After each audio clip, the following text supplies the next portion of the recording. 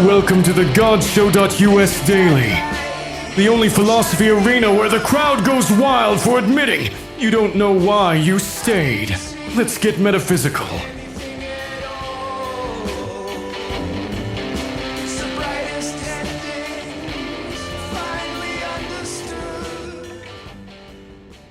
This podcast comes from thegodshow.us, a free daily multilingual project where one user's question gets answered through 15 wisdom traditions.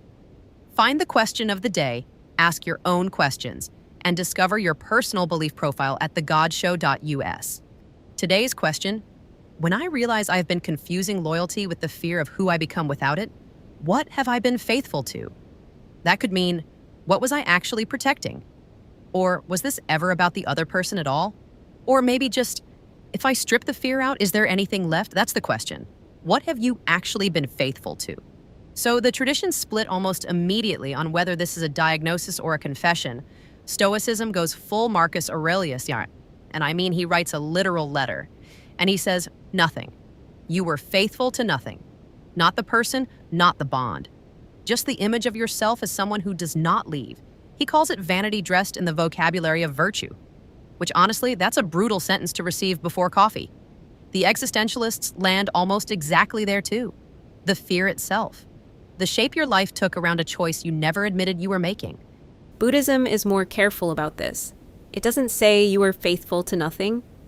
It says even a fist held long enough becomes a kind of home, which I think is doing real work. There's a difference between this was meaningless and this was real and also built from fear.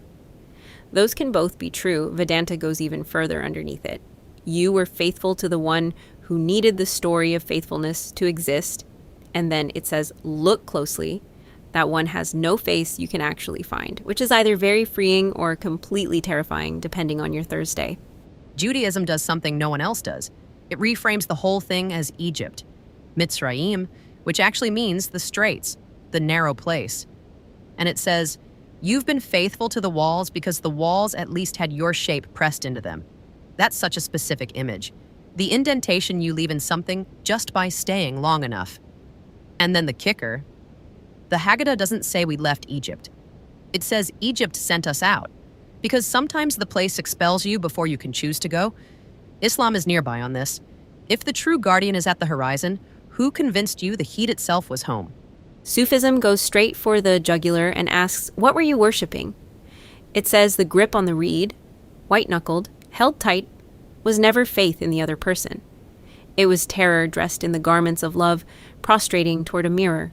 You were faithful to yourself reflected back, and the beloved has been waiting on the other side of your letting go. Now, if that framing lands for you, but if the relationship as mirror image feels more accurate than the relationship as contract image, that's probably a signal you're running on a more mystical operating system than you thought. The pop culture oracle brought Mitski, specifically my love, mine, all mine. And for once, it's not broken. The moon is no one's. What you've been holding so hard was never yours to hold. It was just the dark you knew. Zen cuts it to a single image. The refrigerator at 2 a.m. You open it not because you're hungry, but because the light comes on. Proof that opening still works, that you still exist in relation to something. That might be the sharpest version of the whole question. Not the person, not even the bond, just the hum of your own need dressed in their name. Cynicism says the same thing, louder and ruder. You were faithful to the leash, not the hand holding it. What the traditions mostly agree on is that naming it is the actual move, not fixing it, not immediately becoming someone braver, just seeing that the fear and the loyalty were wearing each other's coats. Tomorrow's question is already waiting. Come back. Ladies and gentlemen, you have just survived a philosophical reckoning in which 15 traditions looked you dead in the eye and said, the leash friend, you were faithful to the leash. The GodShow.us is completely free and drops a new question every single day in multiple languages because existential confusion is a global sport. If this show is part of your weekly routine, consider subscribing or supporting it at thegodshow.us so we can keep the arena lights on. TheGodShow.us would like to thank our sponsor, Typeset.us. When generic web typography is letting you down, refine your work for free using Typeset.us.